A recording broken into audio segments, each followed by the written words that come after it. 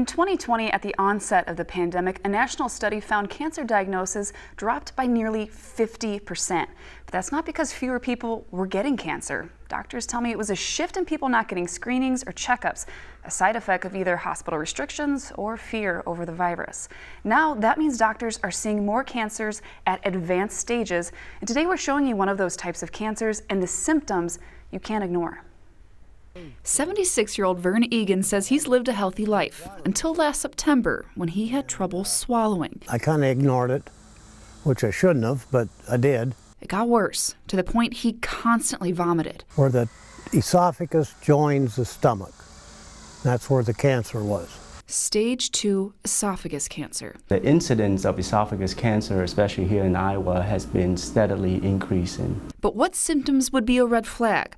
Dr. Lay says there's a few common ones that you shouldn't ignore. Patients who experience heartburn or regurgitative symptoms at least once a week, that their risk of developing esophagus cancer is 7 times higher. A risk that increases 10 times if you have symptoms at night, and the surgery can be tricky. Just because of the location of our esophagus, it's near all the critical structures, especially in the neck, in the chest. But lucky for Vern, a new surgery was available. He'd be the first in central Iowa to get it. I didn't know I was the first till afterwards. Or if he told me before, I didn't know it. A robotic surgery with the surgeon controlling this machine's every move. Visualization with the robot platform allows us to see much better, and so that has to translate to less blood loss in surgery. So the immediate mobility associated with the surgery tremendously improved with the use of the robotic platform. While Vern says the road through recovery was tough, today he knows it was worth it. He said, "Everything looks good, got it all.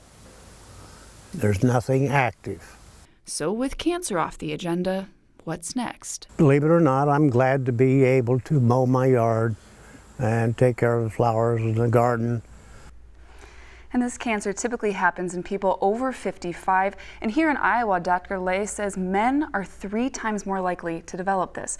Now, to be clear, having symptoms like heartburn or acid reflux doesn't mean you will develop this cancer. But if you have prolonged symptoms, doctors recommend seeing your primary care physician just to get it checked out.